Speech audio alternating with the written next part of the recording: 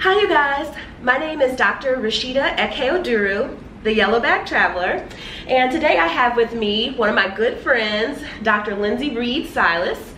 I invited her on today so we could talk a little bit about some health and nutrition tips.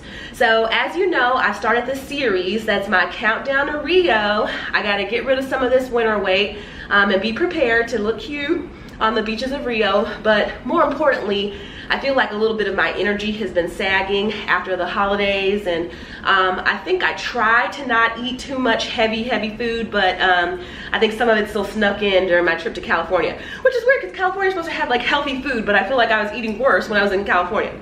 But anywho, the reason why I invited Lindsay here today is because she has made a huge life change in the sense that she decided last year to become a vegan.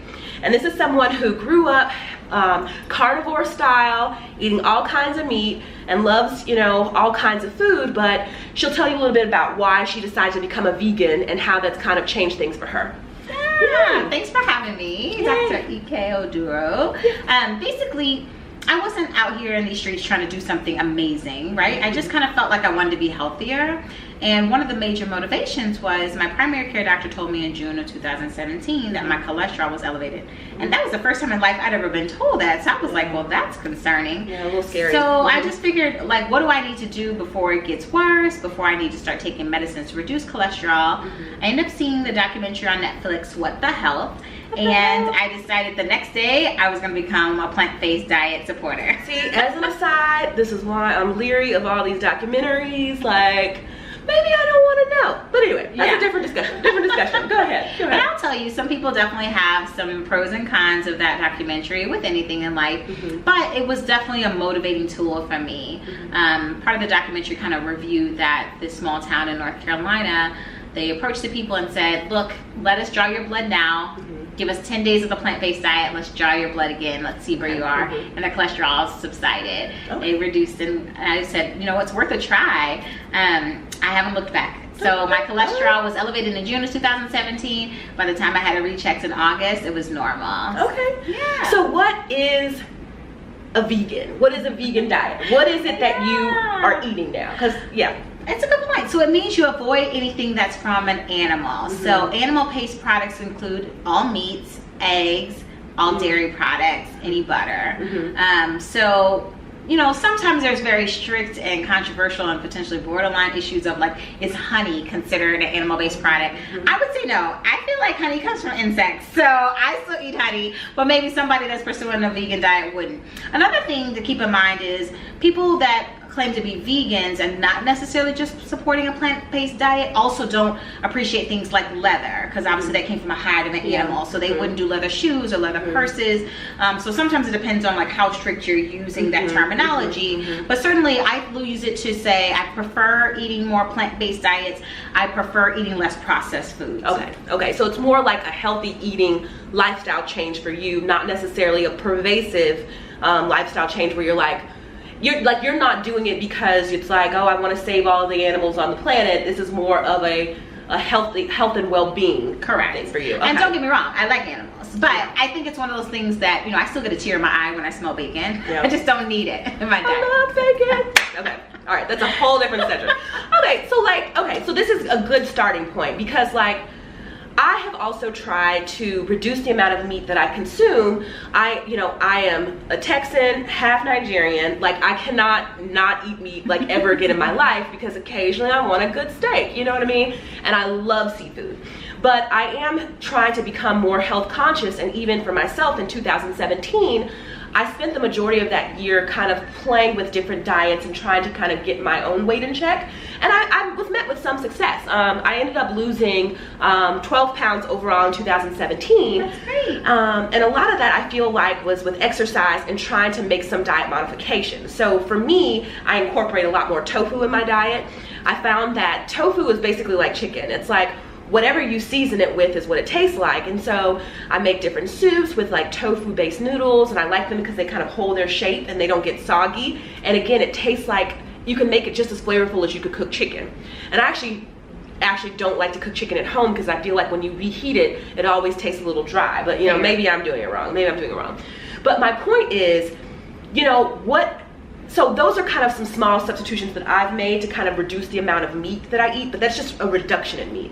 So like, what is it that you eat if you can't eat any meat-based things at all? Yeah, sometimes it just means being creative. Taking a diet that you would normally consume, like what meals would you normally put that chicken with, and seeing can you eat it now that you're pursuing a plant-based diet. I'm not necessarily advocating for you to completely cut out animal products. Maybe that's not where you are just yet, but you might be surprised that you might be eating 2 vegan meals a week already, whether that's a salad or whether that's maybe fajitas that don't have meat. So I usually like things that have black beans in it. I feel like that's a staple in my diet for that protein base. Also hummus as well. So anything that has chickpeas in it is a source of protein too.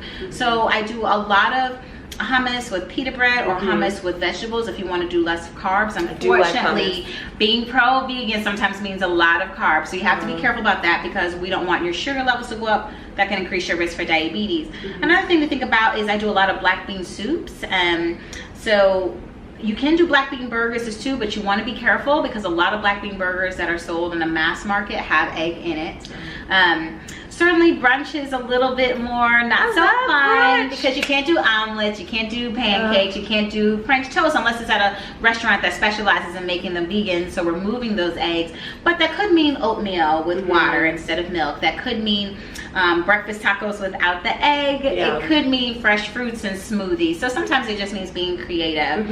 And I will say, we just actually got back from brunch and I was very impressed with your ability to kind of navigate the menu. We did not go to a specific, you know, vegan specific restaurant because I was being bad today and I was like, I need some pancakes, girl. Like I know I'm supposed to be on as little carbs as possible for my baseline diet, but today, I mean, I hate to call it a cheat day because then I end up with having like multiple cheat days, but today I needed some pancakes and I'm gonna work it out later. But I think that it was really amazing how you were able to have like this dialogue with the waiter and just kind of say, you know, hey, I see that you guys have like veggie fajitas. Can I just make sure that there's no sour cream, that there's no cheese? Because again, the dairy is a meat-based product.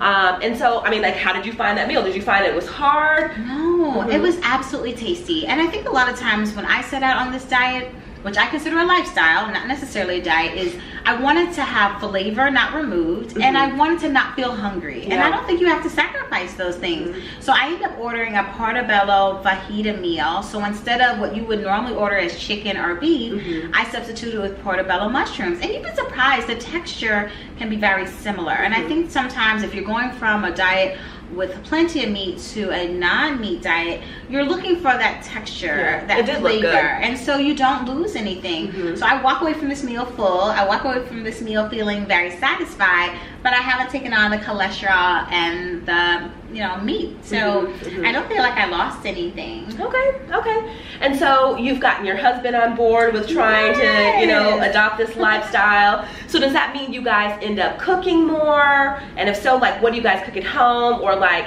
you know, how do you guys navigate? Because you guys are both working professionals and I know it's hard, like maybe you don't necessarily have time to cook every single day. So how do you get through a week? Are you meal prepping? Like, are you ordering out? And if so, like, how are you doing it? I think it definitely makes sense to plan ahead. And that's probably true for any healthy diet, because if you get into a spot where you've worked all day and you're tired, you're probably gonna make poor food choices. And there's not that many fast food restaurants that would cater to a plant-based diet. So it does make sense to meal prep. Maybe that means on Sunday you're going to the grocery store or farmer's market and gathering all the fruits and vegetables you're planning to do that week. It certainly makes sense to have a menu or a plan for the week. I love using a crock pot, so that gives me opportunity to make kind of stews or soups over the course of the week. Alternatively, what's your go-to stew or your go-to soup? Goodness. So on Pinterest, I found this recipe for a black bean soup, which I love. So that's gotta be my top fave. Pinterest. Yeah. So it has black beans, it has salsa, it has you can add things like avocado at the end, lots of seasonings, so cumin, chipotle powder, chili powder. You'd be surprised how all those flavors take on. You're not even missing a meat at that point. Vegetable stock is a must because obviously most soups either have beef stock or chicken stock, and if you're trying to avoid that, you want to make sure you're getting vegetable stock. I also was just telling Rashida that, you know, beginning of the year for hope and new possibilities, a lot of traditions include black-eyed peas. Girl, and most now of the time, you making my grandmother's black-eyed peas, which you have to have a little bit of pork. Like, I remember when I tried to do like the bougie version of black-eyed peas, but and it still had pancetta in it. It was bomb, but that's still pork. Yes. So please tell me how you made these black eyed peas. Yes. Vegan way. I'll tell you, you may not feel like your grandmother put her foot in these black eyed peas, but if you can get used to it, just be honest with yourself and say, this is all for the greater good of feeling better. Yum. I use kale and garlic with these black eyed peas in a crock pot over the course of $8 with vegetable stock. And I still felt like it was good. I still hope it brings me good luck for 2018. If you don't want to make that huge leap from ham hock to no ham hock, you could always go from like ham hock to turkey leg. Maybe that has a little bit less cholesterol, and then maybe the next year you'll be ready for a meatless. So moderation, changes in moderation. Yes. Like you're not expecting me to just never look longingly at that steak again. Yes. You know, okay. And I definitely think little by little makes a big difference. Let's talk about desserts, because that's obviously a big deal. Like, what do vegans do for their birthdays? You certainly can make some cakes. I certainly had a vegan donut when I was visiting New York. But having said that, that's always in moderation, right? Because frying dough to make a donut is not healthy for you long term. So know that places like Whole Foods do sell vegan cookies. You can get ginger snap cookies and chocolate chip cookies. Are they good? They actually taste really good. You would never know. I had a vegan cake from Whole Foods on Christmas, and it had Oreos on top. It was delicious. Who knew Oreos could be vegan? Again, I didn't know. Eating that every day is not going to be a good idea, especially if your goal of doing this is to be healthy. But know that you can have those allowances. If you want to do something special for a holiday or have a cheat day, there's definitely some options. Even French fries are vegan, but you shouldn't be eating French fries on a day-to-day basis. No. All right, cool. So I guess the take-home message would be, you know, maybe if you're looking to kind of change up your diet a little bit, kind of improve your overall nutrition and your overall like health and wellness, maybe pursue some vegan recipes or incorporate some meals that are vegan, but you don't necessarily need to make this drastic change all at once where, you know, you become a vegan. But I think Lindsay has said some really good points about, you know, your improved weight loss, your improved, you say you feel better. How else? Well, actually, this is a good point. How else would you say that changing to becoming a vegan has helped you? Like, I definitely think it helps to have a sense of community. Like Rashida mentioned, my husband's doing it with me. So together we're making good food choices when we go to restaurants or grocery stores. So even if you don't have a loved one or someone close to you that you can do it with, log onto Pinterest and find these platforms or these boards for vegans. There's certainly a lot of Facebook groups that I'm a part of where people are saying, look, I'm vegan, give me help or support.